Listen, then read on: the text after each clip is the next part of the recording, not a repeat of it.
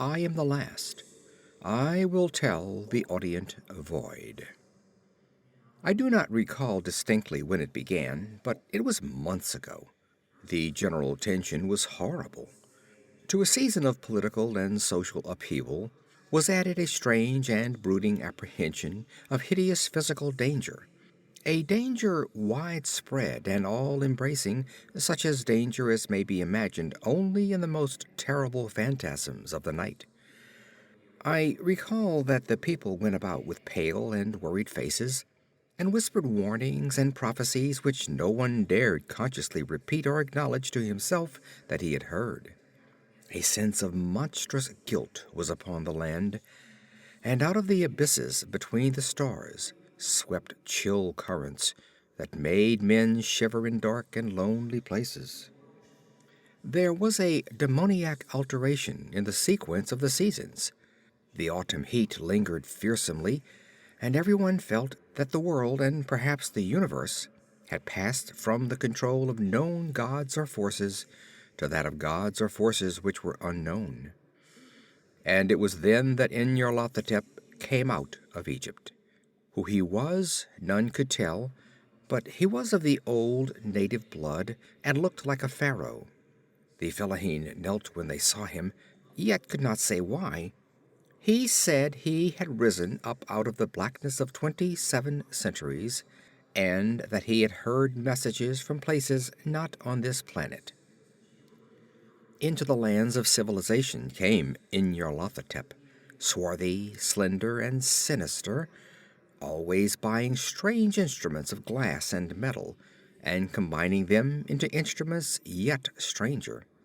He spoke much of the sciences, of electricity and psychology, and gave exhibitions of power which sent his spectators away speechless, yet which swelled his fame to exceeding magnitude.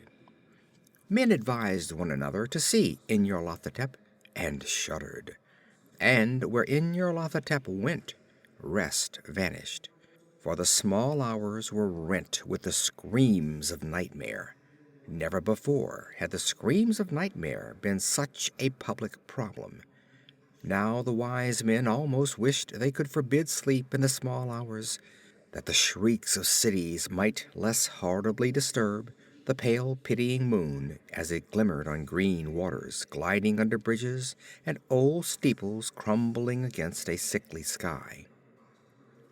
I remember when Nyarlathotep came to my city, the great, the old, the terrible city of unnumbered crimes.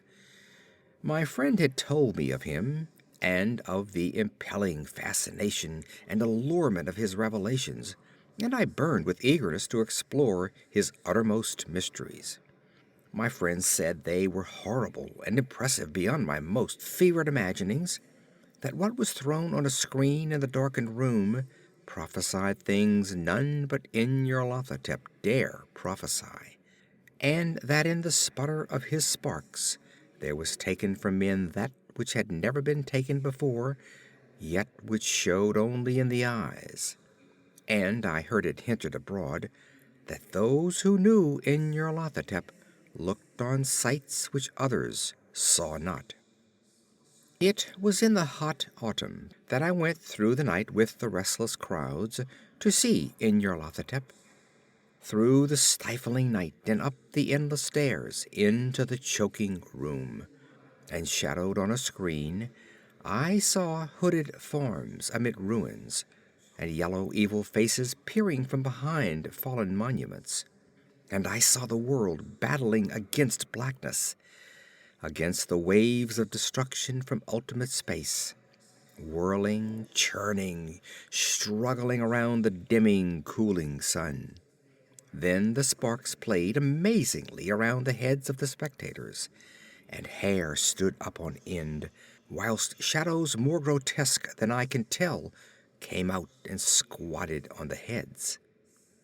And when I, who was colder and more scientific than the rest, mumbled a trembling protest about imposture and static electricity, Nyarlathotep drave us all out, down the dizzy stairs, into the damp, hot, deserted midnight streets. I screamed aloud that I was not afraid, that I never could be afraid, and others screamed with me for solace. We swore at one another that the city was exactly the same and still alive, and when the electric lights began to fade, we cursed the company over and over again and laughed at the queer faces we made. I believe we felt something coming down from the greenish moon, for when we began to depend on its light, we drifted into curious involuntary marching formations, and seemed to know our destinations, though we dared not think of them. Once we looked at the pavement and found the blocks loose and displaced by grass, with scarce a line of rusted metal to show where the tramways had run. And again we saw a tram car, lone, windowless, dilapidated, and almost on its side. When we gazed around the horizon, we could not find the third tower by the river, and noticed that the silhouette of the second tower was ragged at the top. Then we split up into narrow columns, each of which seemed drawn in a different direction. One disappeared in a narrow alley to the left, leaving only the echo of a shocking moan. Another filed down a weed-choked subway entrance, howling with laughter that was mad. My own column was sucked toward the open country, and presently felt a chill which was not of the hot autumn, for as we stalked out on the dark moor, we beheld around us the hellish moon glitter of evil snows. Trackless, inexplicable snows swept asunder in one direction only, where lay a gulf all the blacker for its glittering walls. The column seemed very thin indeed as it plodded dreamily into the gulf. I lingered behind, for the black rift in the green litten snow was frightful, and I thought I had heard the reverberations of a disquieting wail as my companions vanished. But my power to linger was slight. As if beckoned by those who had gone before, I half floated between the titanic snowdrifts, quivering and afraid, into the sightless vortex of the unimaginable.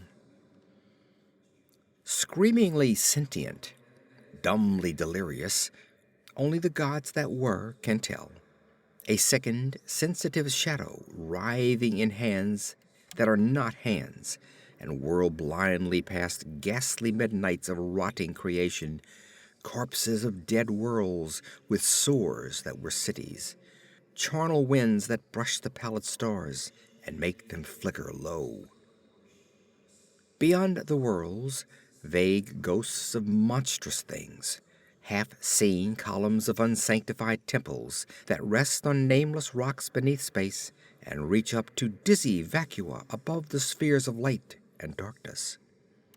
And through this revolving graveyard of the universe, the muffled, maddening beating of drums and thin, monotonous whine of blasphemous flutes from inconceivable, unlighted chambers beyond time, the detestable pounding and piping whereunto dance slowly, awkwardly, and absurdly the gigantic, tenebrous ultimate gods, the blind, voiceless, mindless gargoyles whose soul is in Nyarlathotep.